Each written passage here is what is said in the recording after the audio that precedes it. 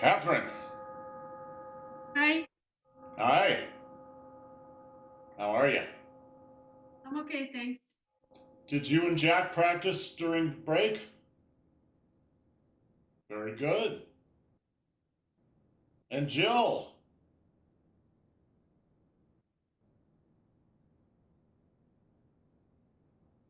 Jill, are you with us again? Um, Maybe I'm kind of broken. What, Uh, what's broken? my knee is doing something Ouch. weird.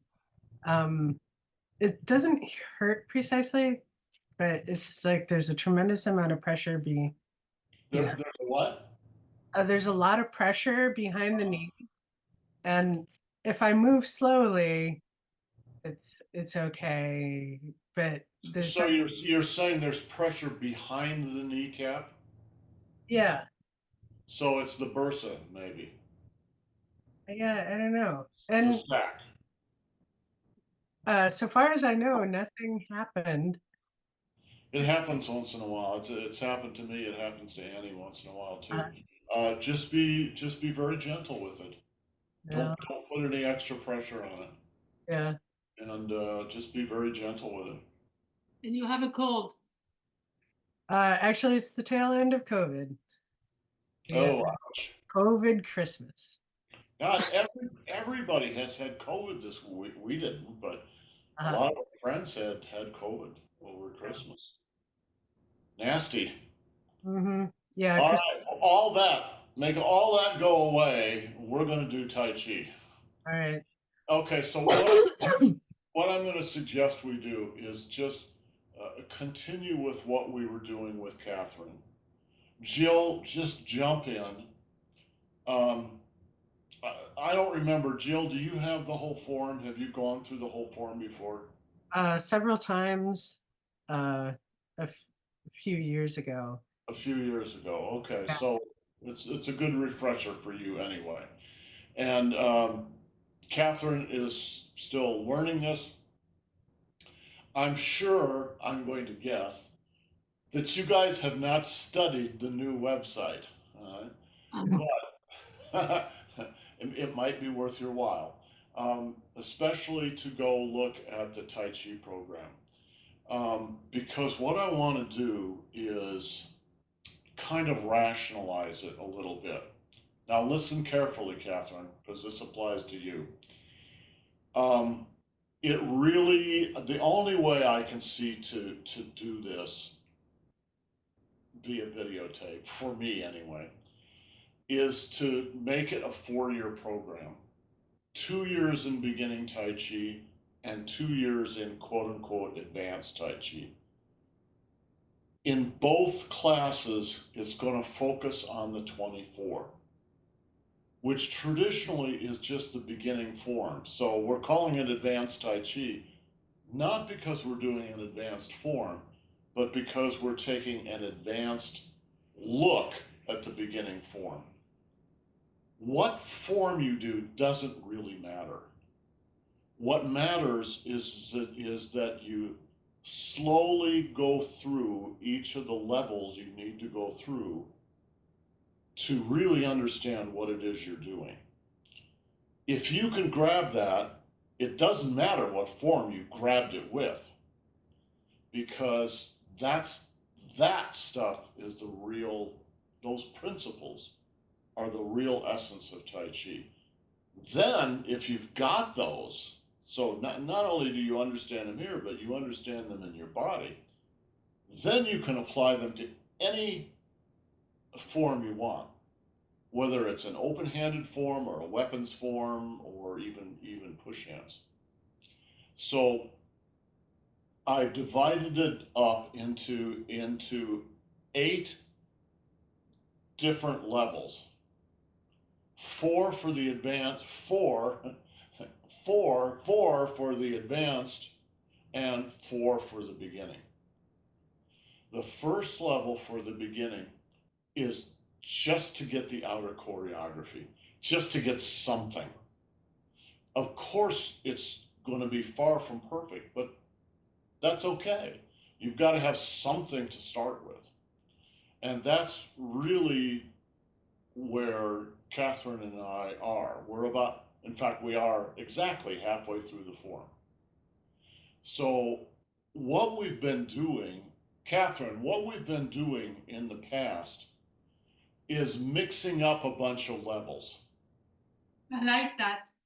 I know, and it will continue because there's no other way to do it.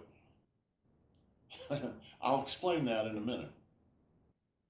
But the major focus now, that Catherine, that you and I need to do, that is focus more exclusively just on the outer choreography.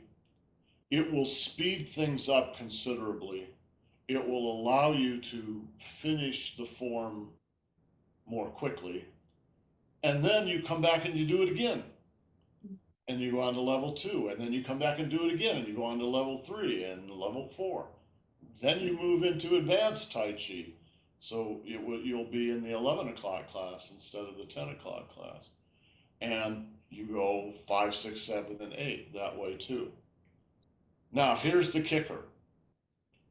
And this is going to be true for our class, but it's actually true for every Tai Chi class. Every Tai Chi class is like this. Catherine, let's say you stick with this for a while. So you're on level 3 in beginning Tai Chi, right? So for beginning Tai Chi, you're starting to get pretty advanced. Hopefully, I hope some new people come in. They're going to be on level 1, but you're on level 3, but you're in the same class. So how do I handle that as a teacher? Well, of course, I have to give those new people level 1. So we'll be doing level 1, but I can't let you just not have anything. So you're going to be getting level 3, which means they're also going to be getting level 3. Here's the thing, they won't understand it. You really can only understand the sort of the level you're at. You got to finish that level and digest it a little bit before it starts to truly become yours, and then you move on to level 2 and you digest that, right? And so they're going to hear a lot about level 3. They're even going to hear about level 2.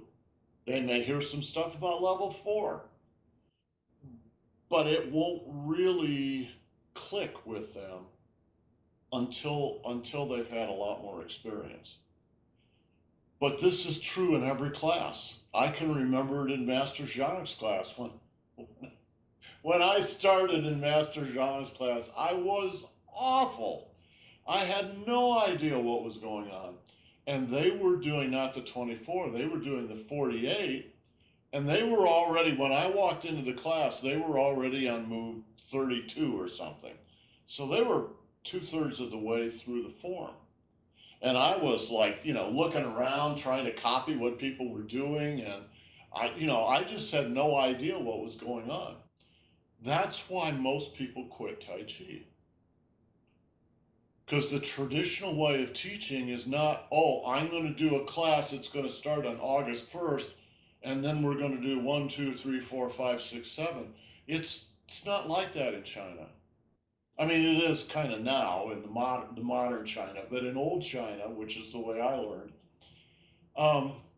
the class is just going and you just jump in. And God knows where you are when you jump in. It's up to you to figure it out. And if you don't figure it out, what that tells the teacher is you don't care. You don't care that much. I want to be spoon fed. I want you to spoon feed me.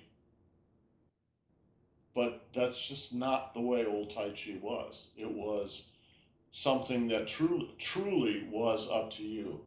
So I think I've told you guys this story before, but I was in Master Zhang's class for 6 months.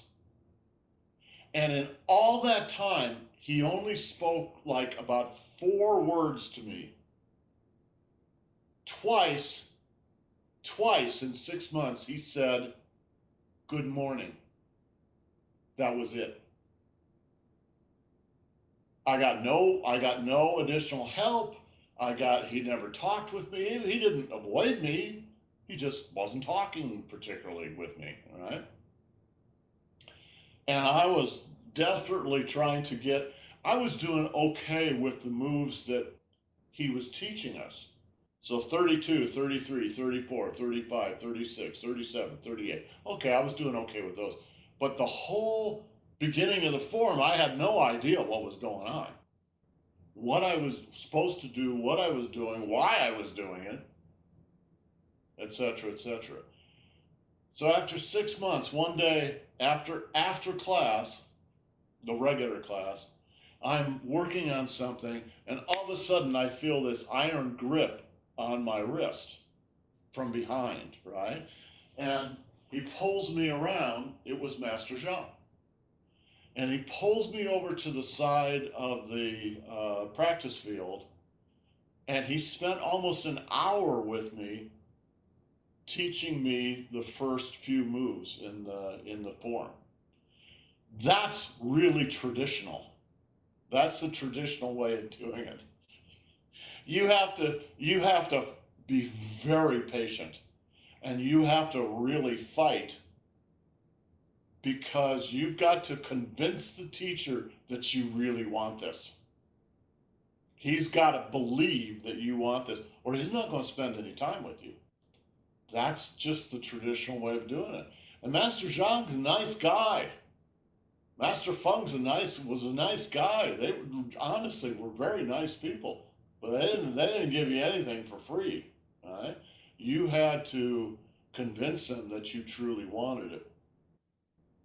Okay, we've got a different situation because we're working on through video, which is really challenging for me as a teacher, and I think it's very challenging for you guys as students. It's possible to do it, but it's kind of difficult. So that's what led me to think about dividing this up into just these 8 different layers. And we're just going to go through them very slowly and try to get them for you. I hope it works. We'll see whether it works or not. Okay, so I think the first thing we should do here is let's do the form from the beginning up to move 12, all right, up to lean with back. And then we're going to spend the rest of the time working on move number 13. All right. Catherine, would you lower your camera a little bit so I can see your feet?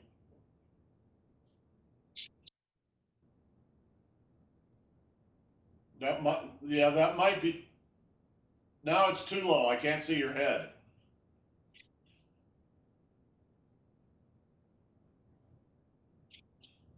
Perfect.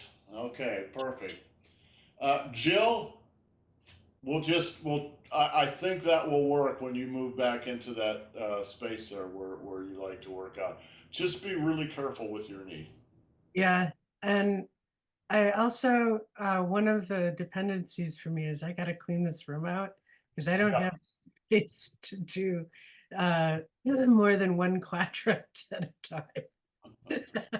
Well, the ideal is to have a dedicated room for doing this, but we all just do the best we can, right? Hold on just a second.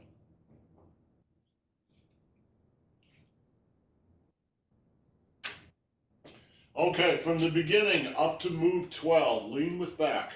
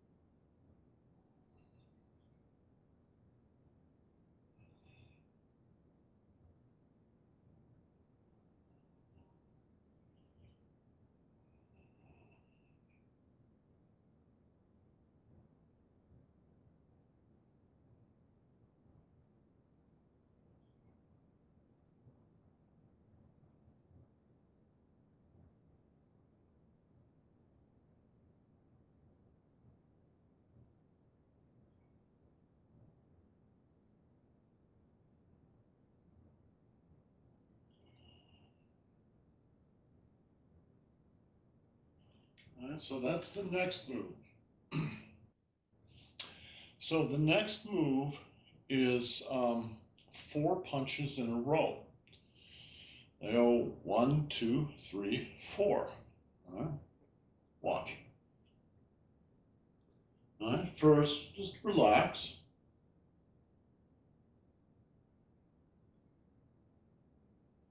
1,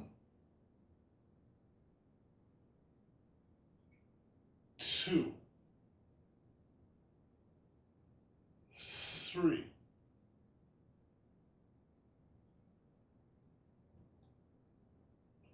4.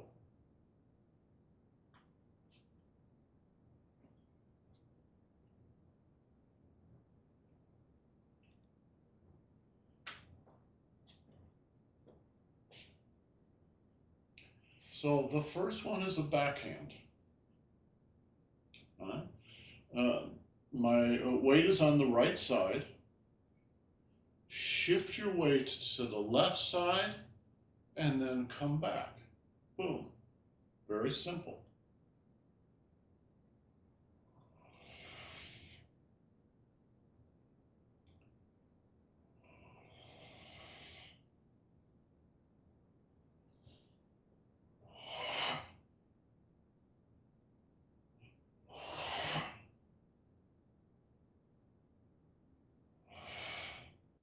Now you're on the right side again, so it's from the right side to the left side and back to the right side.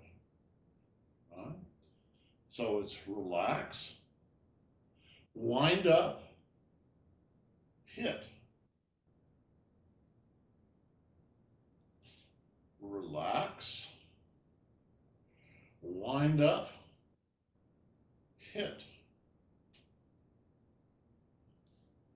Relax, wind up, hit.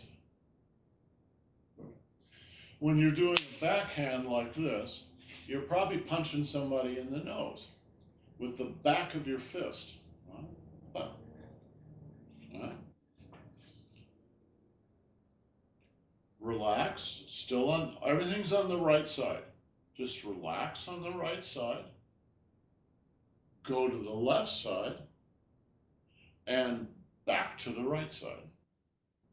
Okay, that's the first of the 4. The second, this was hit using the right hand. The second one's going to use the left hand. So relax, go to the left, hit to the right. Now that leaves all this open as a possibility.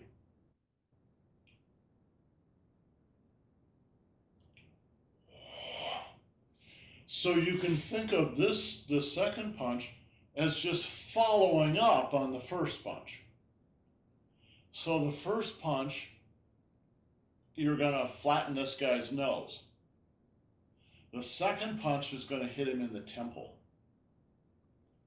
All right, exactly. All right. 1, 2. All right. Now, when you do this punch, you use these 2 knuckles, not the knuckles in here, but these knuckles out here. So you extend those 2 knuckles. See how those 2 knuckles are extended out away? They're not tucked into the fist like this. They're extended. And you use those to punch into the temple.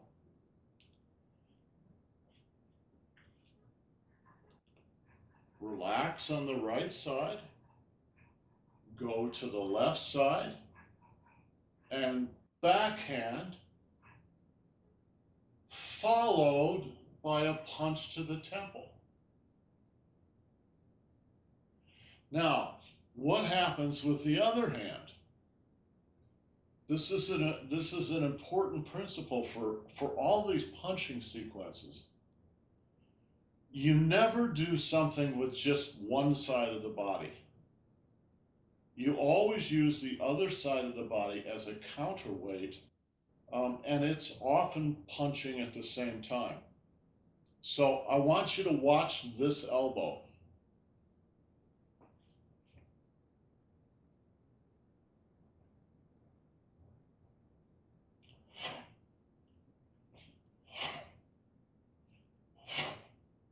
It's punching backwards. Part of the energy for the punch forward comes from the elbow going backward, all right? But it's also a punch. Maybe some guy has grabbed you from behind, like in a bear hug, all right? Punch, punch, all right? Punch into his ribs. And so watch this elbow.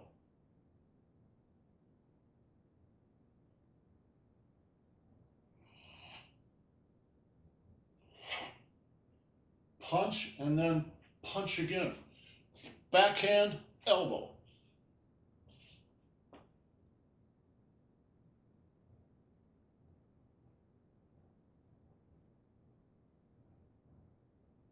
Now on my weights, that's the second punch. The third punch is called the pinky punch. I don't know whether in English the little finger is called the pinky finger. I have no idea why it's called the pinky finger, but it's called the pinky finger. You're actually gonna punch the guy with this finger. All right? Let me get up close to the camera so you can see.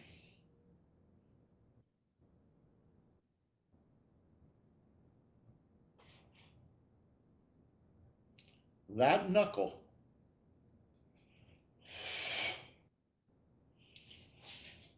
you're punching him first in the left temple. Now you're going to punch him in the right temple. When you punch somebody in the temple, feel your own temples. You feel the soft spot, right? The soft spot in the temple, that's where you want to hit somebody, right? You don't want to hit with a great big fist because the bone structure will absorb your blow. Instead, you want to hit more like with an arrow, right?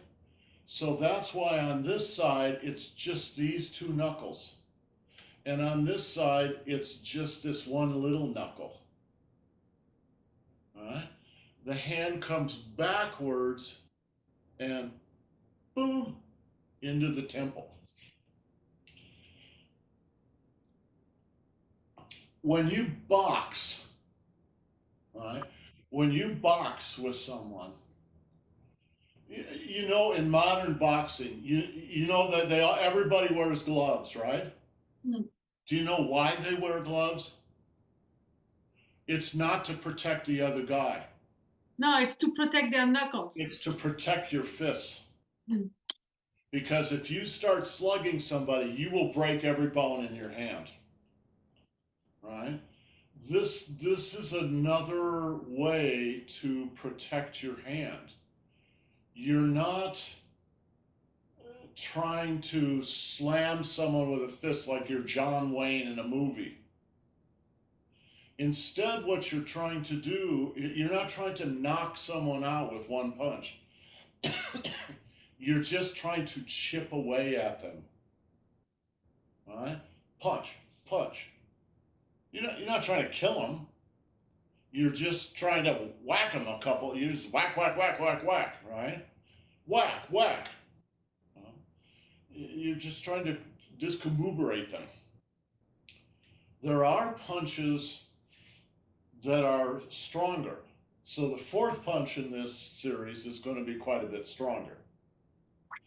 But the fourth punch in the series doesn't use any of the knuckles. Not the outer knuckles, not the inner knuckles.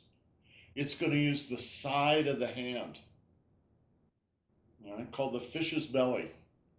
All right, so the side of the hand, like it was a hammer.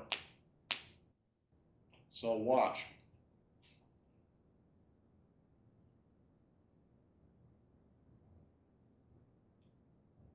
1, 2, 3. Point, point, hit.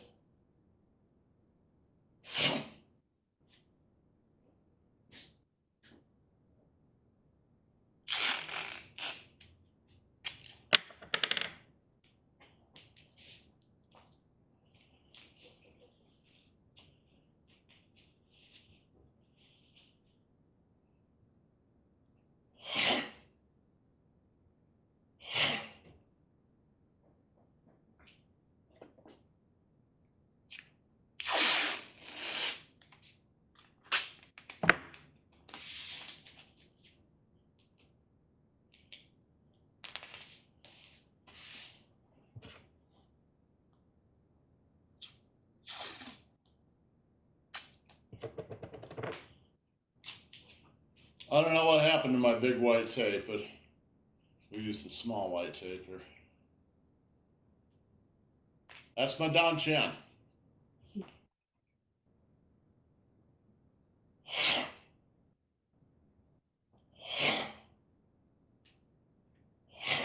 It's not this. It's this.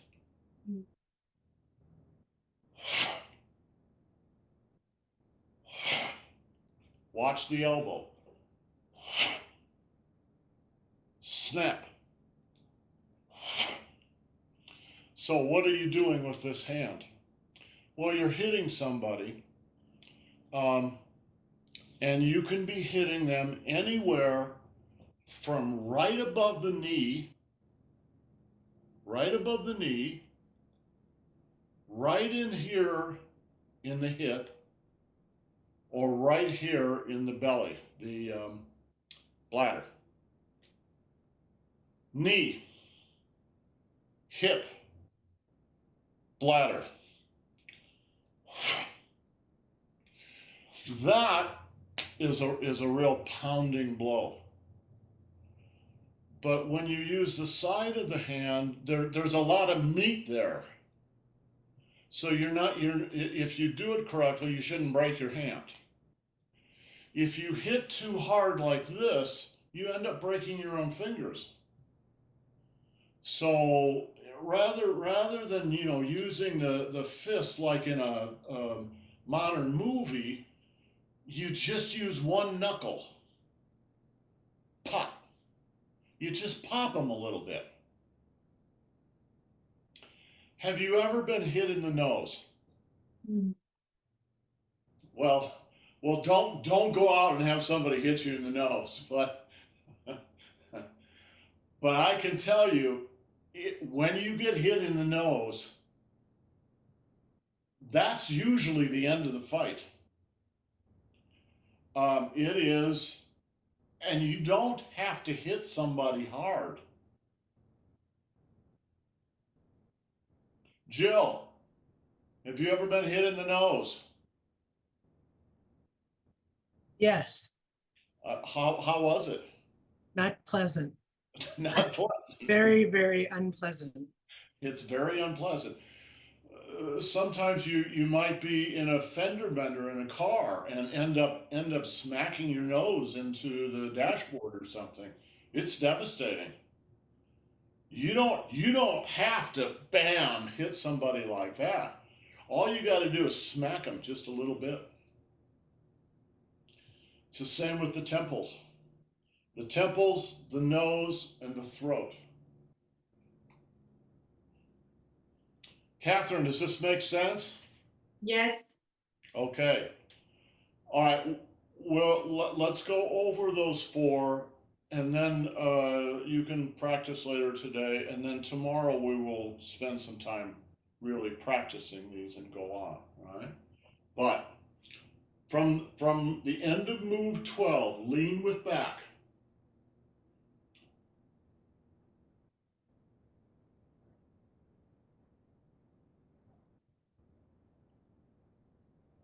One, 2, 3,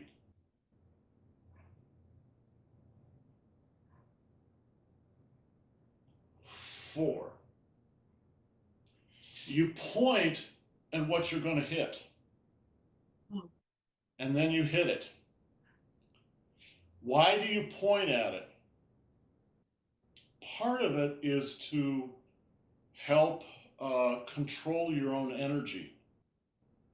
A lot of it is to distract the other guy. Right? Here, pay attention. Pay attention to this. Boom. All right? Pay attention. Watch this. Boom. All right? And you think, oh, that's so silly. That's so childish. Yeah, it is, but it usually works.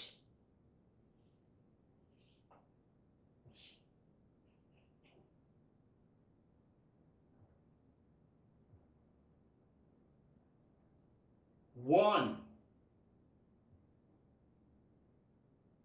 two, three. Point, 4.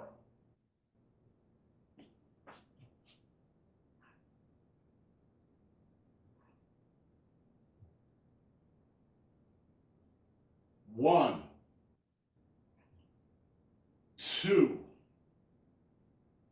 three. Point, 4.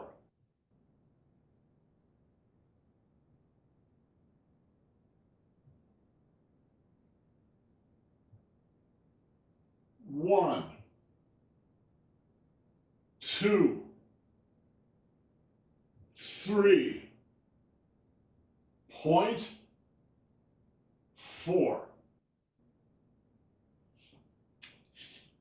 Now you.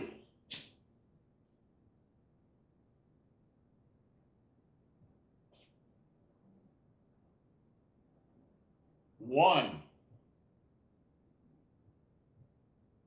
two, three. Point,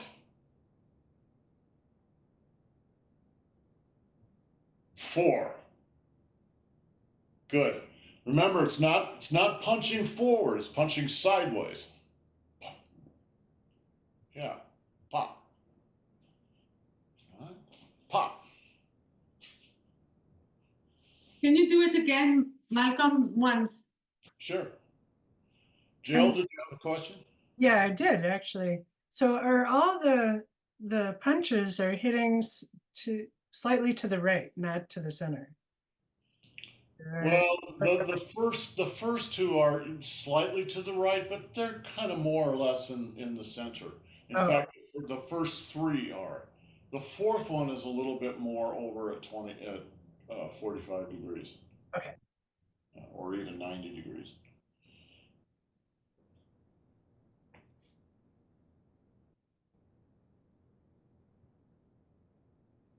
One, two, three, point, 4. Got it, Catherine? Sure. Relax. Wind up. 1, 2, 3, point, 4. So, Jill, what you're talking about really is what I call the floor geometry.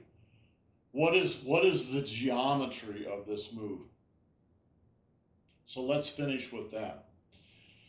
There are essentially 4 punches here.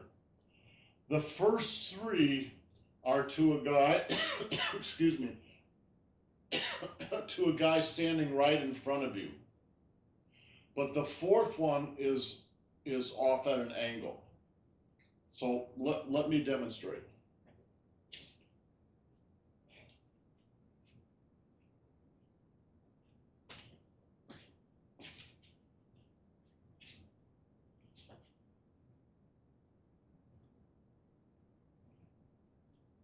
One, two, 3. Point. I'm not pointing at him. I'm pointing at some guy over here. And now watch my fist in relationship to my leg.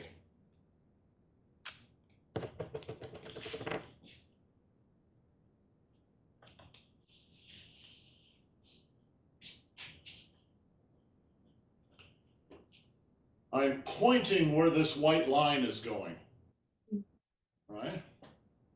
And then my fist goes down the white line.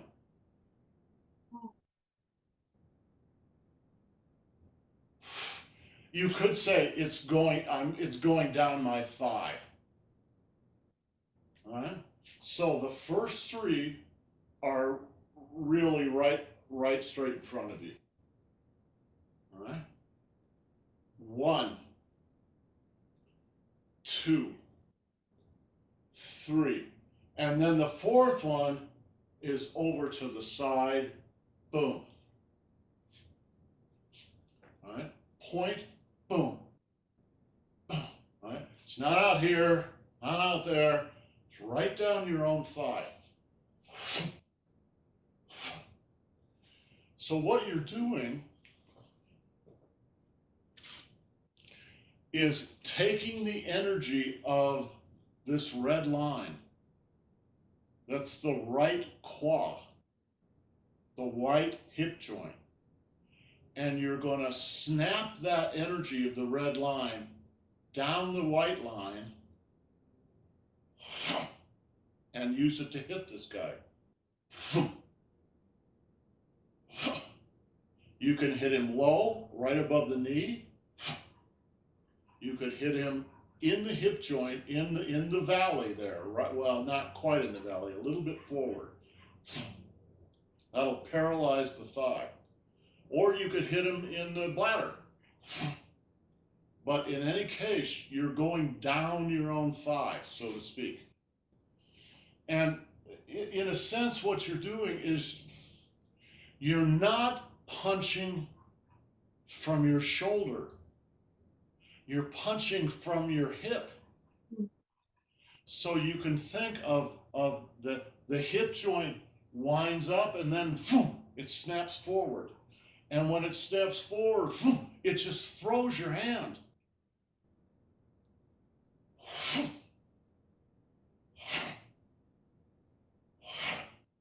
Spiral. First you close, then you open. When you close, it's a spiral. Watch. I'm spiraling into this close. Then when you open right back up the spiral. You just close down. Close, open. Close, open. Close. If you snap that open spiral, close spiral, open spiral. If you snap that open spiral, particularly when it gets to your waist, it's going to start in the bottom of the foot. It's going to come up through the body, and then you can supercharge it with the waist. Watch the white. You throw that. Right? And the elbow goes backwards. Right? And that creates this big spiraling action, boom, that just throws your fist out. It's not my shoulder doing it. You could say it's the bottom of my foot doing it. And that makes it, in a sense, makes it kind of effortless. It also makes it very, very strong. Kevin, what's the formula for force? Mass times acceleration. Mass times acceleration. Force is mass, your weight, times the acceleration. If I'm just using my shoulder, how much mass is that? Not much. Not much. But suppose I use my whole body. Boom. Now my mass is 245 pounds, as opposed to maybe 25 pounds. right? Which means it's going to have a lot more force. So you don't have to, in a sense, you don't have to make the strike be stronger. You know, people think, oh, when I hit, I have to use all my muscles and make it happen. No, you just use your body in the right way, and it'll happen on its own. You don't have to make it happen. Force is mass times acceleration. If you have trained yourself to recruit all your mass when you make a strike, your strike is going to be very strong. So, Catherine, what do you weigh? About 230? 230 pounds? I'm joking. I don't know. I don't know in pounds. No. You guys work in kilograms. Catherine's not a big person, but her strikes could still be very, very strong. Absolutely. Absolutely, as long as she has learned to recruit her whole body. Boom. Yeah, which is far from that, but yeah. Well, but you're on your way. Yeah, I'm on my way. So, even though she's not this gigantic, 500-pound guy, that doesn't mean she still can't take care of herself. She can still be very strong, providing she knows how to use it. So you recruit your whole body. Watch from the bottom of my foot up to my hand. Watch the spiral. Can you see everything's spiraling? And then when you unspiral, you just go the opposite direction. You spiral in, spiral out, spiral in, spiral out, spiral in. Look at this hand here. Spiral in, spiral out. Why am I spiraling this hand? I'm not even going to use this hand. It's because when you relax and spiral, if you spiral when you're relaxed, everything in your body will spiral naturally. Spiral in, spiral out, spiral in, spiral out, spiral in, boom, spiral out. Then it's just a matter of spirals, just snap it.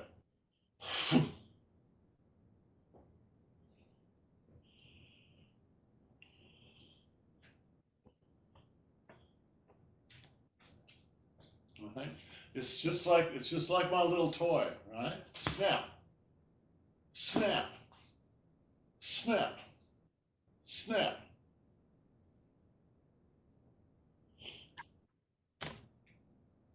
Okay, guys, we're a little bit over time, but tomorrow we will practice that move and hopefully go on to the next move too. Okay, so today I tried to keep it more in just the general movement and the geometry of the movement. We went a little bit into the Xinyi, the mental intention. We went a little bit into the Neigong. So I kind of cheated, but right, if we had 10 more people in this class, we would probably do less of that. We would just focus more on 1, 2, 3, 4, right? At least at the beginning. All right, guys, we will see you tomorrow. And Kevin, give me a couple of minutes here to combuberate myself, and then we'll do the class.